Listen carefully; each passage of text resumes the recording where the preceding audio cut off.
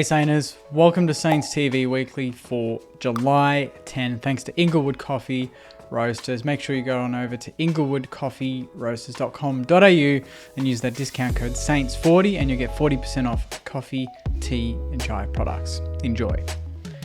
Alright, let's get straight into it. We know what the big news is. We know this is Saints TV Weekly and we cover all the big news. And the big news, unfortunately, is bad news.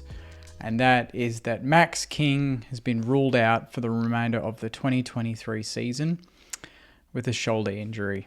So Ross Lyon has shed a bit of light on this, and scans confirmed what we all feared, dislocation of the shoulder, and he's going to be going straight into rehabilitation period now for the remainder of the season. They'll have a better understanding of the timeline during the week. Same with Seb Ross and Zane Cordy, who were also subbed out during Saturday night's game against Melbourne. But yeah, hugely disappointing. Kingy missed the first 10 weeks with his shoulder, and now I think it's the same shoulder, and he's going to miss the remainder of the season. I guess the only silver lining that people are quick to mention to me is that our best form at the start of the season was with a makeshift forward line without Max King. So whether that's a blessing in disguise or not, I don't know, but you want your best players on the park regardless, and Max King is a very, very important player for us.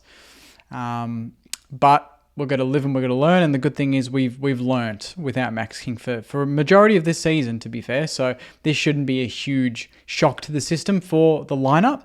I think we'll be used to playing without him, and hopefully that'll, I guess, mean we lower the eyes and play a bit more of a unpredictable game style going inside 50, which I think suits us, and it suited us in the start of the season. So if we get back to that form, that's perfect timing to get back to that form. But still really, really disappointing, especially because he's only 23 and he's already had shoulder issues, and now it's first 60 seconds of the game and he's off. So Max King out, and we'll know more about Seb Ross and Zane Cordy during the week, which I'll keep you posted on. We went down to Melbourne by 21 points. Very, very gallant effort from the boys, round 17. So we now move to, I think we're 9-7, and in 6th, I believe, on the ladder.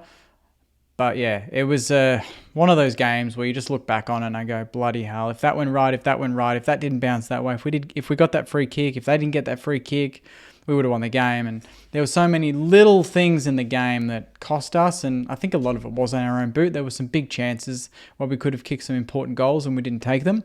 And conversely, on the other end of the field, Melbourne took their chances after being really shit at taking their chances the week before, which you just knew.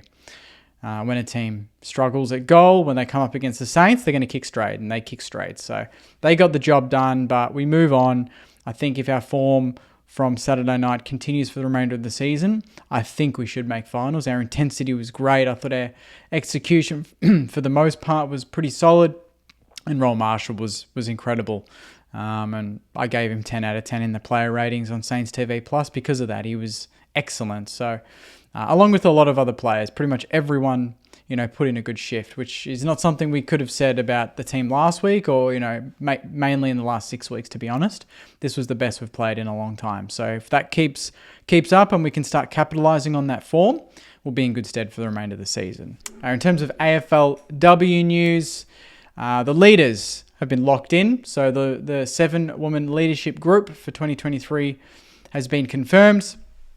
Hannah Priest is once again the captain, well-deserved, alongside her vice-captain Bianca Jacobson, Steph Chiocci and Natalie Plain, and then Molly McDonald, Hannah Sturt, and Nicola Stevens round out the leadership group. So that's awesome. I think they've also had some confirmation on the season and what it looks like, which is great because it's been something that's kind of been in the dark for the girls. They've not really known what's going on. I think there's still a bit more to be confirmed, but great to see these girls get the recognition they deserve, and can't wait to get stuck into some AFLW content with Marshy and with Sarah, which I think they're going to plan to do a podcast in the next couple of weeks with Nat X on as well. So keep an eye out for that, Sainers. In terms of re-signing news, we had 3 players re-signed during the week, which is great, until the end of 2027. All 3 very, very important players, and their form's been great this season. Obviously, Jack Sinclair's been unbelievable.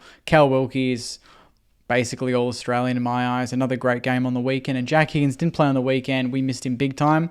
But overall this season, he's been excellent and one of our best players. So great to see all three of them sign on until the end of 2027. Well deserved. And that you can just see that's the core, I guess, of Ross Lyon's team. You can see the sort of players that he really likes. And it's the Rowan Marshalls, it's the Cal Wilkies, it's the Higgins, it's Jack Sinclair, the Max Kings. It's all these really, really important players that, the best players in their positions in our team and some of the best players in their positions in the competition, I'd argue. So great to see them sign on. I think we've still got a few players that aren't signed on. But we'll see what happens in the next couple of weeks. Billings, Gresham, who both actually played pretty well last night. I'll give them that. VFL, the boys went down, unfortunately, to Casey Demons, 59-93. Demons by 34 points in the end. But we did have some good performances in terms of personnel.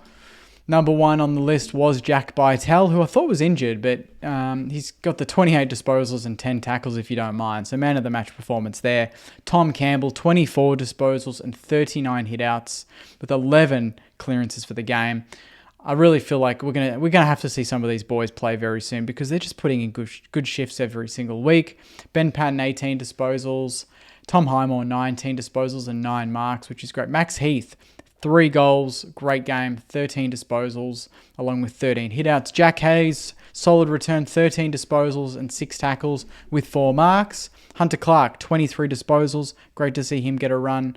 Tyson Milne, 16. Although we did go down, there's still some good signs, and I think we're going to have to see, the likes of Bytel, Campbell, Highmore, Hunter Clark. There's going to be some rotations going into the Gold Coast game on Saturday, which is the upcoming game. So we'll end the video on that. That's round 18, Gold Coast Suns v St Kilda, Saturday the 15th of July. We're going to be playing them at Heritage Bank Stadium at 2:10 p.m. Big game.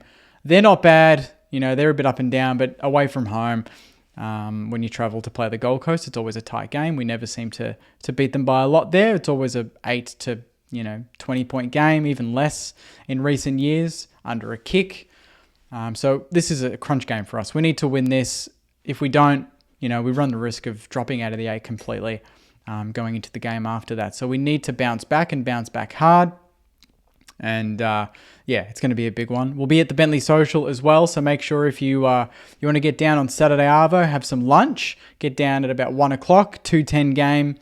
We'll be there. I wanted to fly up, actually. I might actually still fly up, but if I'm not, I'll be there with the boys, Marshy and Joycey as well, so keep an eye out for the Facebook event and make sure you RSVP if you want to come along, and let me know of any plus ones as well. That's basically the news saying is, unfortunately, it's a bit more of the, negative side, a lot of injuries. I thought we were done with that and getting players back instead. But anytime we get players back, we get Zach Jones and Jack Billings back, we lose a couple of players as well, which sucks. But it is what it is. We move on. We'll get troops back through Sandy. And hopefully we can get the job done next week against the Suns. But until then, Saners, thank you very much for watching. Please like, comment, and importantly, subscribe. Only 20 or so subs to go, and we're giving away signed Rui portrait. 20 subs. Let's get it done in the next day or two, and I want to pick a winner by this time next week, and they can win the signed Rewalt portrait. And then we'll move on to 8,000 subs and some more prizes then. But until then, Saners, enjoy your week ahead, and I'll see you after the game on Saturday night or Saturday afternoon. Have a ripper week. Go Saints. See you guys.